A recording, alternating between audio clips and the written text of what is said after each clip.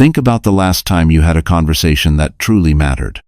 Maybe it was an interview, a tough talk with a loved one, or a chance encounter that could have led to something more if only you had said the right thing.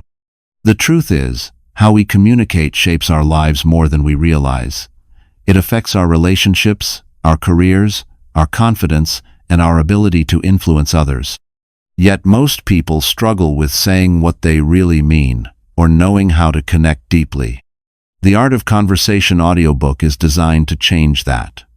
It's not just about talking, it's about creating connection, trust, and understanding through the way you speak and listen. You'll learn how to express your thoughts clearly, read body language, handle awkward moments, and make people feel heard. Whether you're an introvert who feels nervous in social settings or someone who wants to lead and inspire, this audiobook will give you practical tools that work in real life. Success in life and business often comes down to one thing: how well you communicate. If you're ready to sharpen that skill and start winning through words, welcome to the Art of Conversation: How to Communicate Well and Win. Chapter 1. The Hidden Power of Everyday Talk. Meaningful conversations are the foundation of trust, connection, and influence. They go beyond exchanging words. They create an emotional bridge between people. When you engage someone in a conversation that feels real, honest, and purposeful, you send a signal: I see you, I value what you're saying, and I'm present with you right now. And that is incredibly powerful. In a world filled with noise, distraction, and shallow exchanges, genuine attention has become a rare currency. When you give it, people notice and they trust you more because of it. Trust is not built in grand gestures or persuasive speeches. It's built in the small moments where someone feels heard without judgment, where their words are met with curiosity instead of interruption, and where they can show up without having to wear a mask. A meaningful conversation allows both people to feel safe enough to be real, and safety is the first ingredient of trust. Influence, too, is born in these conversations, not from dominance or control, but from resonance. When people feel understood by you, they're more open to your ideas. They listen more deeply. They remember what you said because you made them feel something. Influence becomes less about convincing and more about connecting. You don't need to have the perfect words. You just need to be intentional, clear, and genuinely invested in the other person. Think about the people you respect most, the ones who leave an impression. Chances are, they didn't just talk at you. They engaged you. They made you feel seen. Maybe they asked questions that made you think, or responded in a way that reflected real attention. Those conversations stick. They build credibility. And over time, they position that person as someone you listen to, trust, and seek out. Even in professional settings, this principle holds. Great leaders don't just give orders, they create dialogue. They don't just communicate decisions, they create space for others to speak, too. That's why teams follow them. That's why people feel loyal. It's not charisma, it's connection. And connection is built through meaningful, intentional conversation. The truth is, everyone is starving for deeper interaction. We crave more than surface-level chatter. We want to feel like we matter. So when you become the kind of person who can create that space for others, you become magnetic. Your presence stands out. Your words carry weight. And your relationships, both personal and professional, become stronger, richer, and more impactful. Meaningful conversations aren't just a soft skill. They're a superpower. They build the invisible threads of trust that hold everything else together. And when trust is strong, influence follows naturally. Not by force, but by connection. Not by pushing, but by listening. This is how conversations shape not just moments, but lives. Why listening is the most underrated communication skill. Listening is the most underrated communication skill because it's the one most people believe they're already good at, but very few actually are. In conversation, most people don't truly listen. They wait. They wait for a chance to speak. They rehearse their reply while the other person is still talking. They nod, smile, and give just enough attention to appear engaged, but their mind is already elsewhere.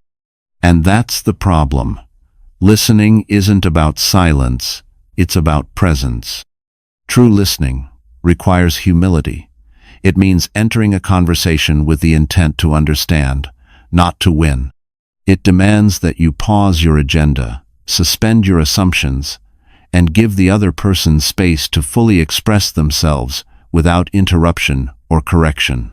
That level of attention is rare and powerful, because when people feel heard, they feel validated, and when they feel validated, trust is built. One of the most damaging habits in relationships, workplaces, and teams is the illusion of listening. It's when someone appears attentive, but doesn't retain what was said or reflect it back in a meaningful way. This creates emotional distance. Over time, people stop opening up not because they don't want to be honest, but because they've learned it won't matter. Listening, therefore, becomes more than just a skill, it becomes a form of respect. When you truly listen, you communicate far more than words.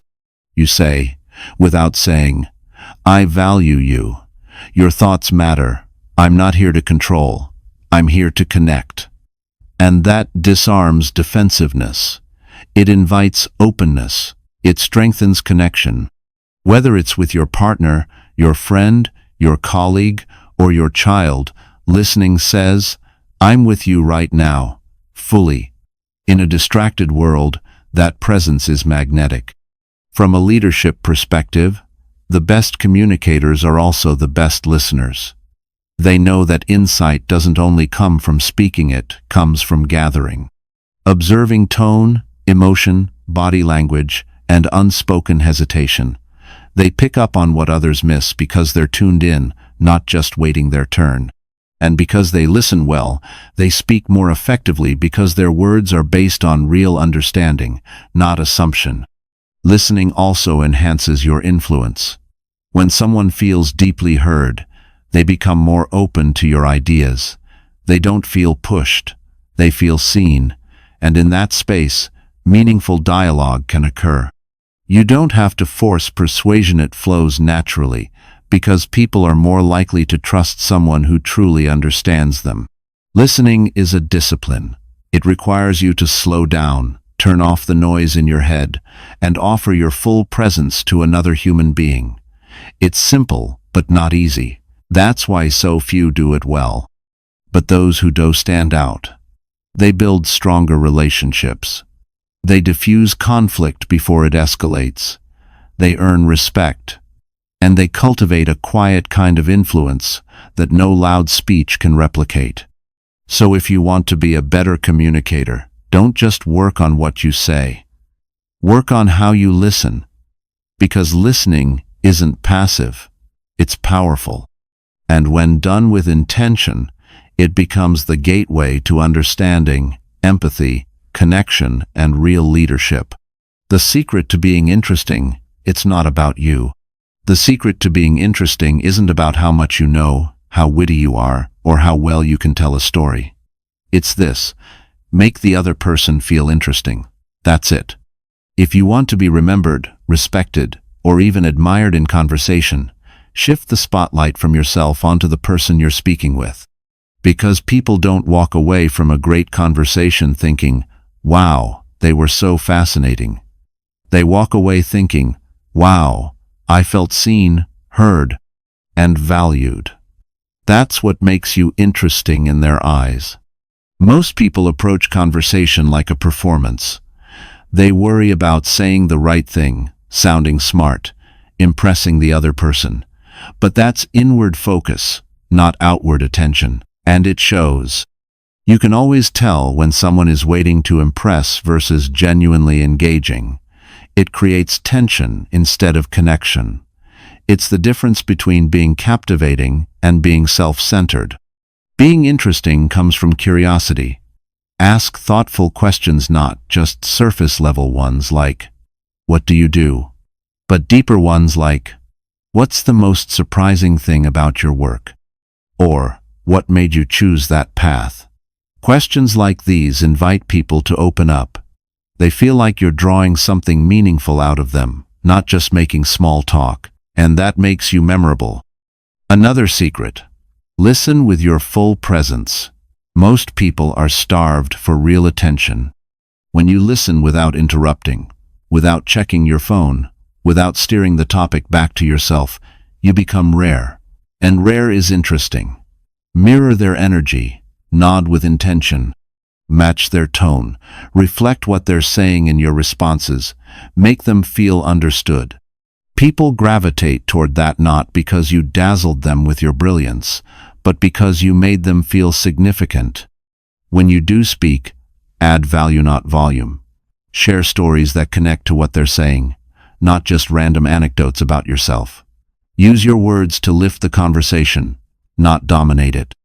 Tie your insights to theirs. Build on what they've shared. That kind of responsiveness makes you feel magnetic without ever making it about you. Here's the paradox. The less you try to be interesting and the more you make others feel interesting, the more people will be drawn to you. They'll remember how you made them feel. And that memory becomes your reputation. Not because you were flashy or loud, but because you were present, engaged, and genuinely curious. So, if you want to stand out in a world full of noise, don't chase attention, give it. Make people feel important. Ask what lights them up. Listen for what matters to them.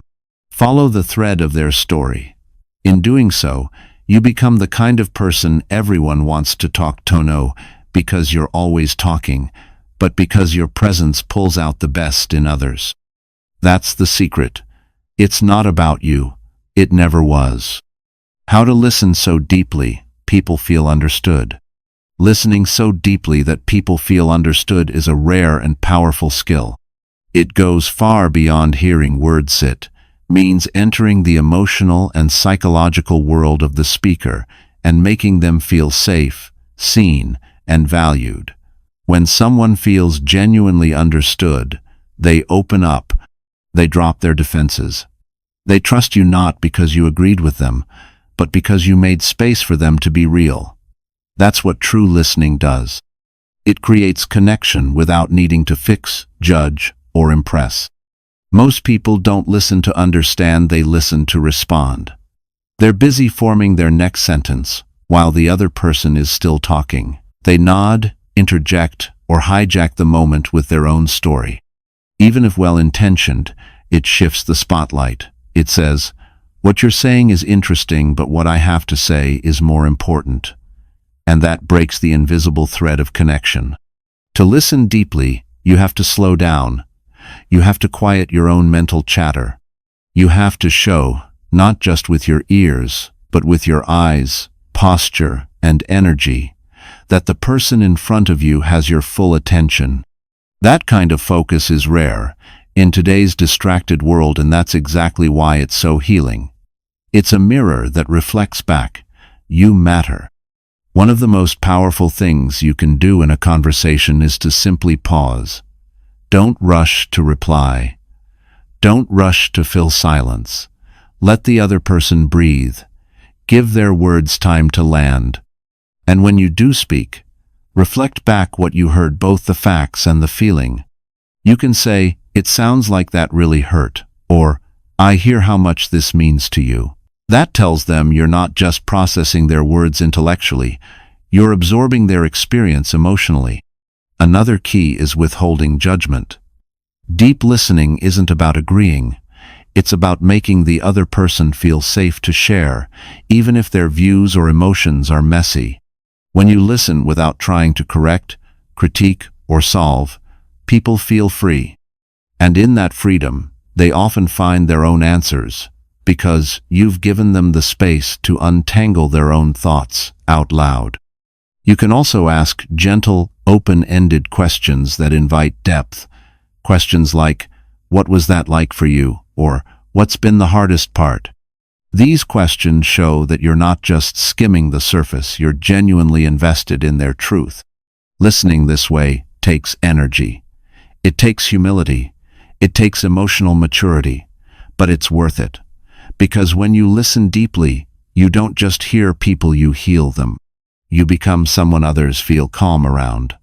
Someone they trust. Someone they want to keep close. In a world full of noise, be the person who listens with intention. Who listens to feel, not just to respond. Because the truth is, people don't need perfect words. They need presence. They need to know they're not alone in what they're carrying. If you can give that, you'll never be forgotten. The 3-second trick to never run out of things to say.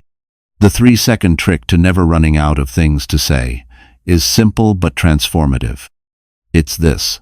Pause for 3 seconds after someone finishes speaking, and during that pause, repeat their last sentence in your head, then build from it. That moment of intentional stillness gives your brain time to process, reflect, and respond in a way that feels thoughtful, connected, and fluid. It keeps the conversation alive without forcing it. Most importantly, it stops you from panicking or reaching for something random to fill the silence. Here's what usually happens. When someone finishes talking, we feel pressure to reply immediately.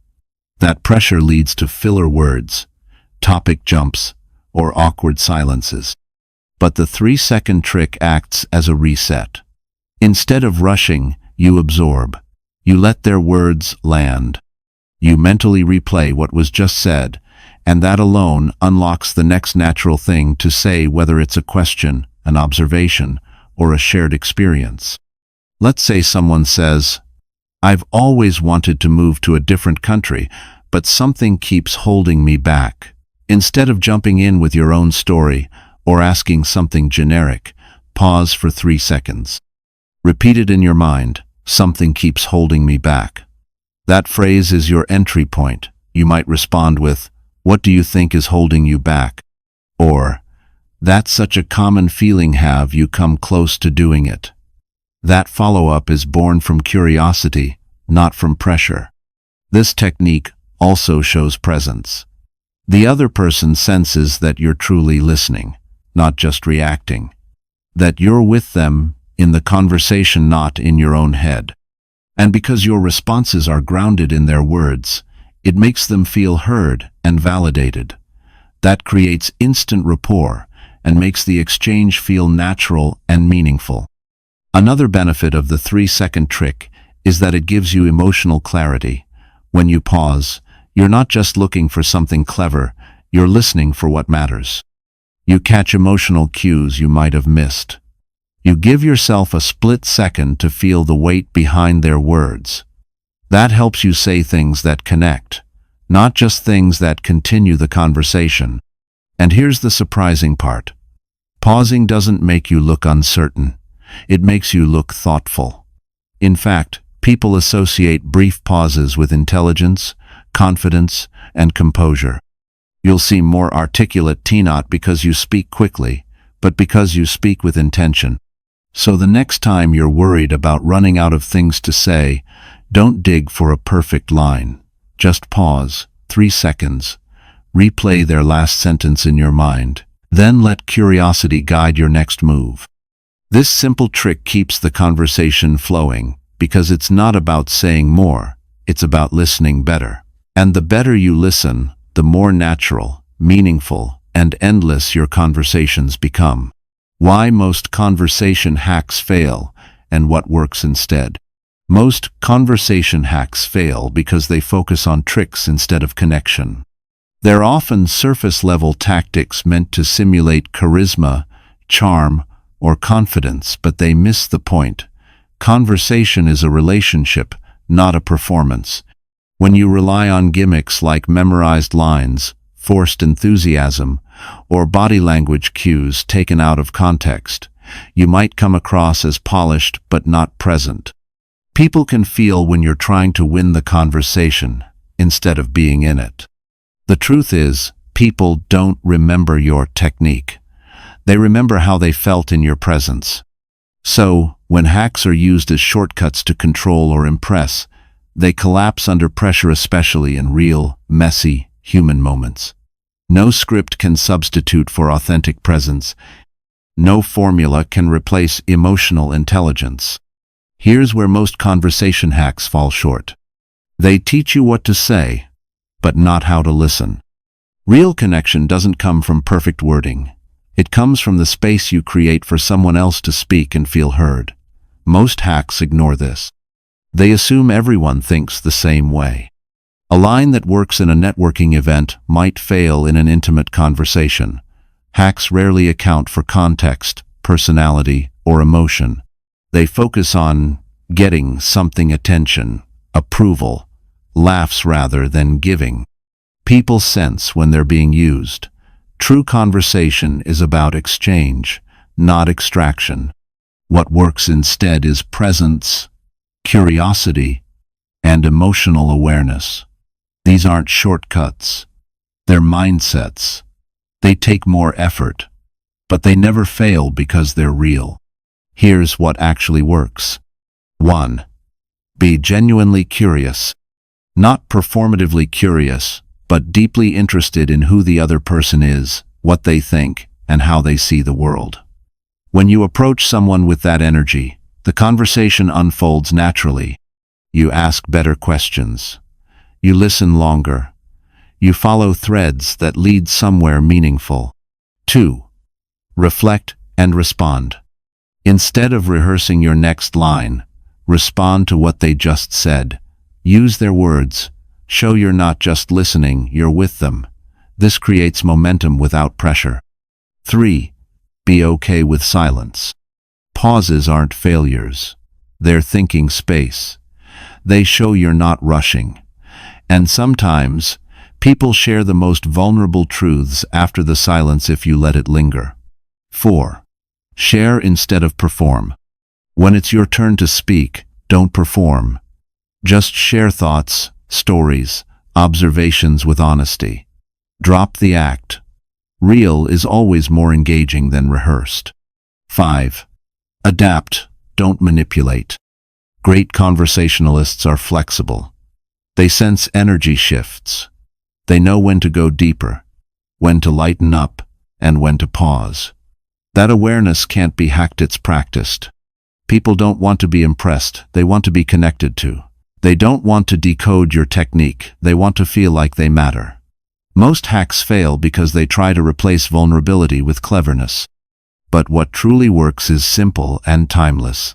Listen like you care, speak like you mean it, and show up like a human being, not a performance. Because the best conversations aren't remembered for the tricks, they're remembered for the truths they revealed. Chapter 2. Speak with clarity, confidence, and curiosity.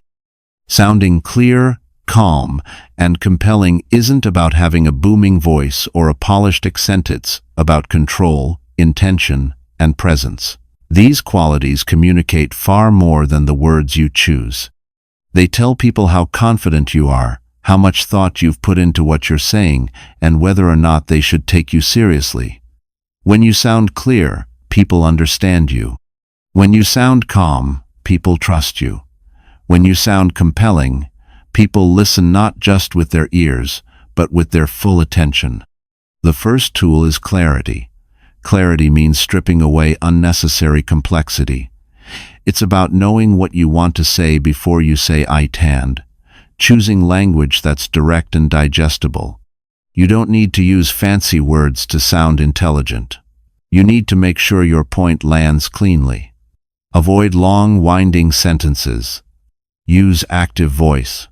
Break big ideas into small, clear thoughts.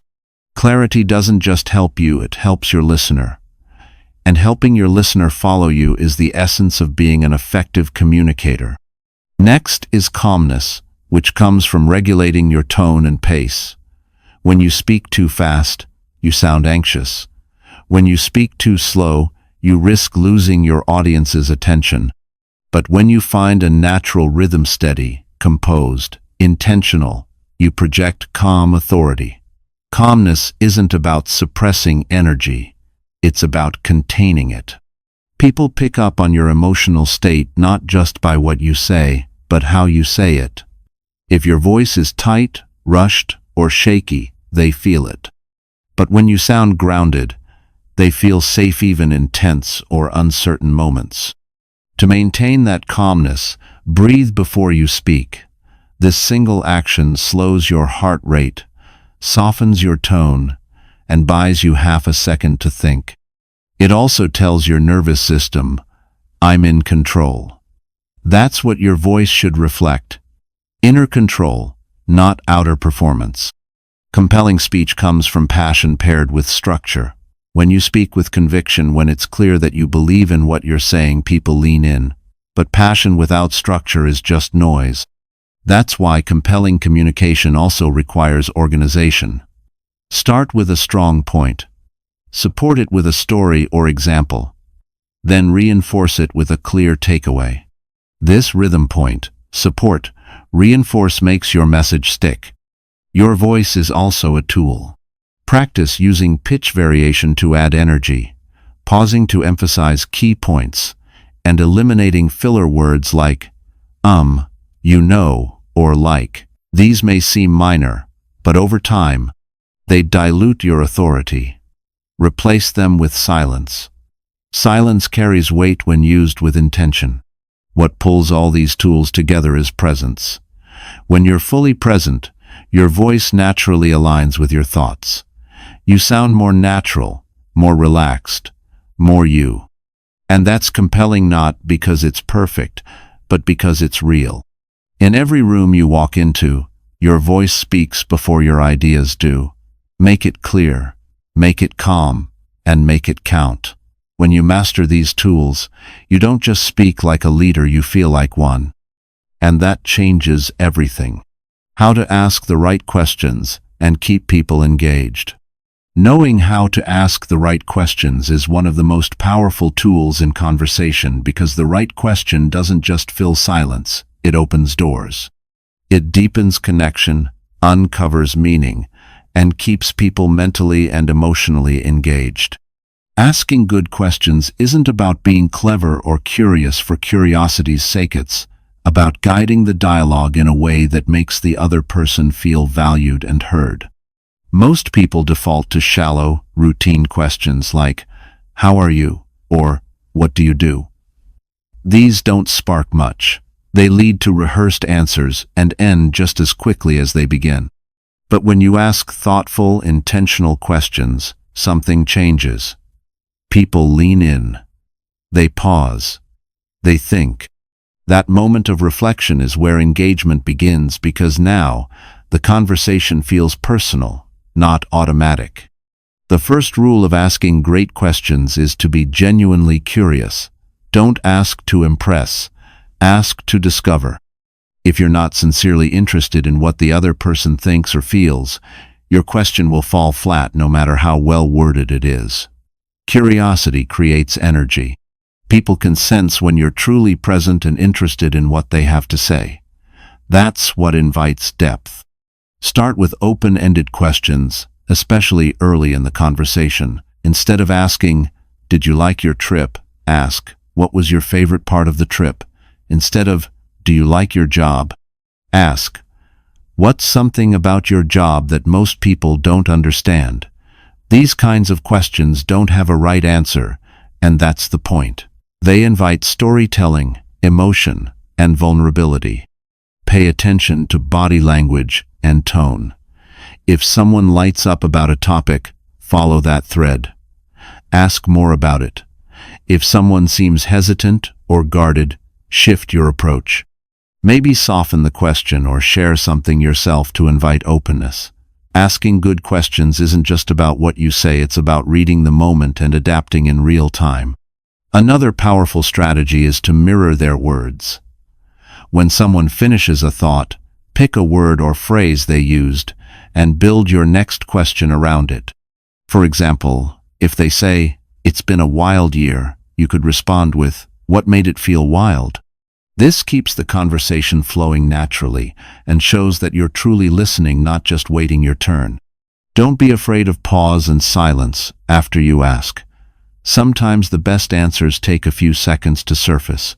Give people time to think. Resist the urge to rush in with another question or comment. That pause creates space for depth, and depth creates connection.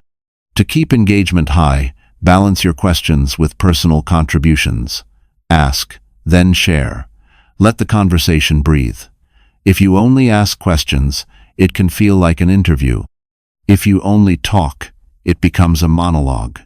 But when you blend curiosity with vulnerability, the conversation becomes mutual and meaningful. The right questions aren't just conversation tools, they're connection tools. They invite the other person to open up, explore ideas, and feel understood.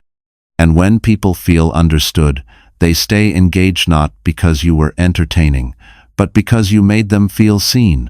That's how you ask the right questions and keep people truly engaged. You make the conversation less about speaking and more about inviting. Chapter 3. Navigating difficult conversations. Gracefully. Saying what needs to be said without creating enemesis, one of the most difficult and valuable communication skills you can master.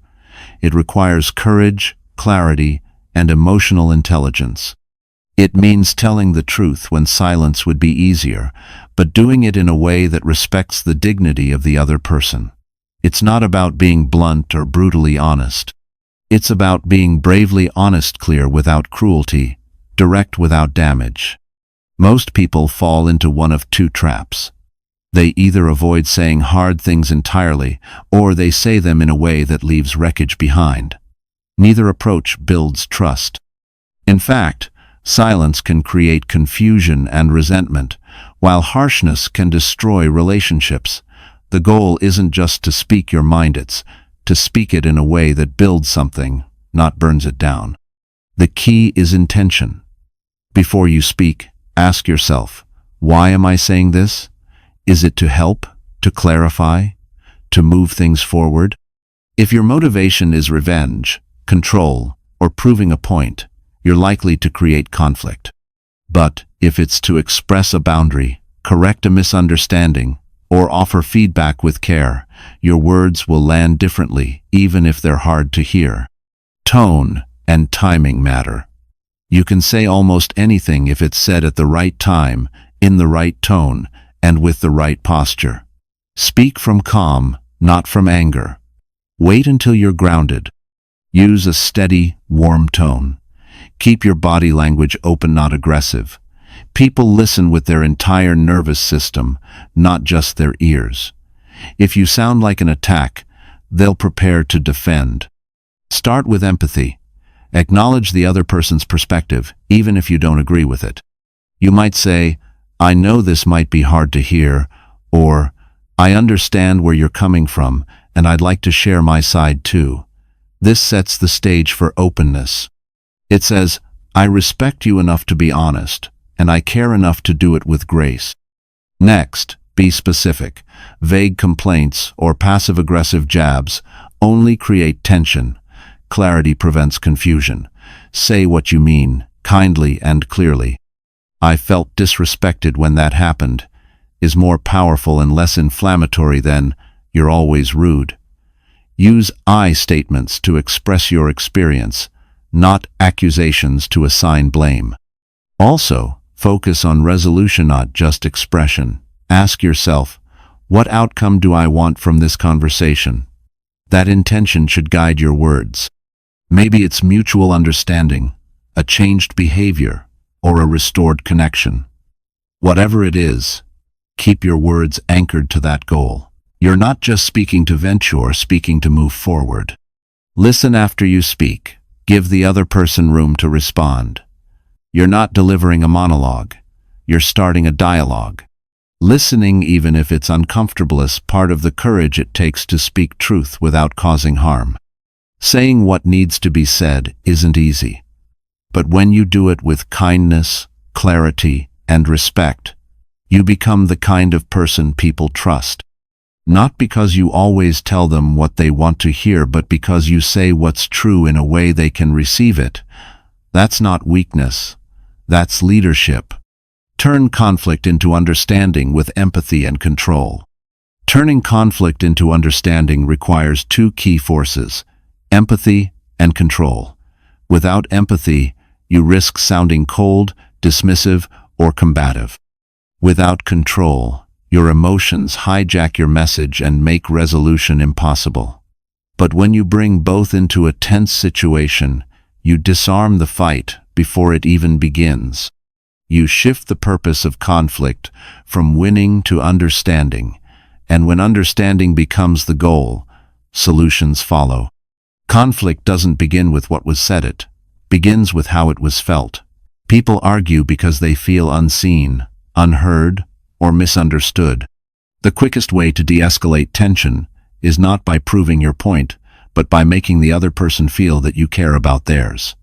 That's where empathy becomes your most powerful tool. It's not agreement. It's acknowledgement. You can disagree entirely with someone and still say, "I can see why you'd feel that way." That sentence alone can change the entire tone of the conversation. Empathy is a skill, not just a feeling. It means listening for emotion underneath the words. It means watching body language, hearing what's not being said, and reading between the lines. It requires you to suspend judgment long enough to understand what the other person is protecting, avoiding, or defending. When you approach someone from that place, they stop seeing you as the enemy and start seeing you as someone safe to talk to. But empathy alone is not enough. You also need control. Control over your own reactions, over your tone, over the urge to interrupt, attack, or retreat. Conflict often escalates because people mirror each other's energy. Someone raises their voice, so you raise yours. Someone accuses, so you defend. But control allows you to break the cycle. It lets you respond instead of react. And in doing so, it creates a moment of calm inside the storm. Control starts with breath. Before you speak, take a breath. Before you respond, slow your tone. These small pauses ground your nervous system. They signal that you are not in fight or flight mode even if the other person is. That energy of calm is contagious. It sets the emotional temperature of the interaction. People may not remember what you said, but they will remember how steady you stayed. When you combine empathy and control, you speak differently. You say things like, "I want to understand what you're feeling before I respond. I think we're both trying to be heard right now. Can we slow down and take turns? This matters to me, and I don't want us to walk away without clarity." These kinds of statements invite dialogue, not division. They show you're not afraid of the truth, but you're also not willing to fight to get there. That balance earns respect. It builds bridges. It creates outcomes where both people walk away with dignity and understanding. Conflict is not the enemy. Disconnection is. Conflict can actually bring people closer if it's handled with empathy and control. Because once someone feels truly seen and the conversation stays grounded, what was once a wall becomes a doorway. And that's the real power of communication, not to avoid conflict, but to transform it into connection. Chapter 4. Building connection that lasts. Mastering nonverbal cues and emotional intelligence is like learning to speak a second language, one that's constantly spoken, even when no one says a word. Every conversation is layered. There's what's being said, and then there's how it's being felt. Nonverbal communication, your facial expressions, tone of voice, posture, eye contact, and gestures speaks volumes about your confidence, your intentions, and your emotional awareness. When you combine that with strong emotional intelligence, you become someone who doesn't just talk well, you connect deeply. The first step is understanding that your body is always communicating something. If your arms are crossed, your face is tense, or your tone is flat, you might be saying, "I'm fine," but your body is screaming, "Back off." Conversely, when you lean in slightly, nod occasionally, and maintain relaxed eye contact, you signal presence, openness, and trustworthiness. 7. If you say very little. People pick up on these cues instantly, often unconsciously. A mismatch between your words and your body creates doubt. But when your tone, face, and posture align with your message, people believe you. You appear genuine and composed. This is especially important in leadership, negotiation, and emotionally charged conversations. Your nonverbal presence can calm a room or ignite it. Eye contact is one of the most powerful nonverbal tools. When used with intention, not in a staring contest, but in brief, warm intervals, it communicates attention, honesty, and confidence. Too little eye contact feels evasive. Too much feels intimidating. But just enough creates a sense of, I see you, I'm listening. Then there's your voice. Not just what you say, but how you say it. Your tone, pace, volume, and inflection convey emotion and energy. A calm, steady voice can de-escalate tension. A warm, enthusiastic tone can build rapport. A low, slow voice signals authority. A lighter, varied pitch can communicate empathy or encouragement. The key is to match your vocal tone with the emotional intent of your message. Posture matters too. Stand or sit upright with a relaxed stance. This signals confidence and attentiveness. Avoid fidgeting, closed-off positions, or slouching, which can suggest insecurity or disinterest. Small things show you hold your hands, where you place your feet, how you angle your body create big impressions. But mastering nonverbal cues isn't just about projecting well, it's also about reading others. This is where emotional intelligence comes in. Emotional intelligence is your ability to recognize, understand, and manage emotions, both yours and others. When someone says they're okay but their smile is tight and their shoulders are hunched, emotional intelligence helps you notice that something's off. It gives you the skill to respond with sensitivity, to ask the right question, or to simply hold space. To build emotional intelligence, start by becoming aware of your own emotional states. Practice naming them. Calm, frustrated, insecure, excited. The more precisely you can identify your emotions, the more control you gain over your reactions. From there, tune into the emotions of others, not to fix or manipulate, but to understand. That understanding builds trust and deepens your impact in any conversation. In every interaction, people are deciding, do I trust this person? Do I feel safe? Do I feel seen? Nonverbal cues and emotional intelligence answer those questions before words even have a chance. When you master both, you're not just communicating, you're connecting, and that's what makes you unforgettable. Make people feel seen, heard, and remembered. Making people feel seen, heard, and remembered is the heartbeat of powerful communication. It's what turns ordinary conversations into meaningful ones, and what sets apart forgettable interactions from unforgettable connections. When someone walks away from a conversation feeling truly valued, it's rarely because of what you said. It's because of how you made them feel. You made them feel real, like they mattered, like they weren't invisible in a world full of noise. To make someone feel seen, you must first be present. Not half listening while waiting for your turn to speak. Not nodding while your mind wanders. Presence means your attention isn't split between your phone, your thoughts, and the conversation. It means you're tuned in fully. You make eye contact. You respond with intention, and your body language says, I'm here with you. That kind of presence is rare and people remember it. Being seen also means noticing the unspoken, the subtle change in tone, the hesitation before a word, the quick glance away when something emotional is mentioned. When you notice what others overlook and respond with gentle awareness, that sounded important, or you paused there, what's on your mind, you show that you're paying attention to who they are, not just what they say. That's how people feel truly seen. To make someone feel heard, you must listen to understand, not just to reply. That means setting aside assumptions, not rushing to solve the problem, and reflecting back what they're really saying. You can say things like, "So what I'm hearing is," it sounds like you're saying, "Is this how you're feeling right now?"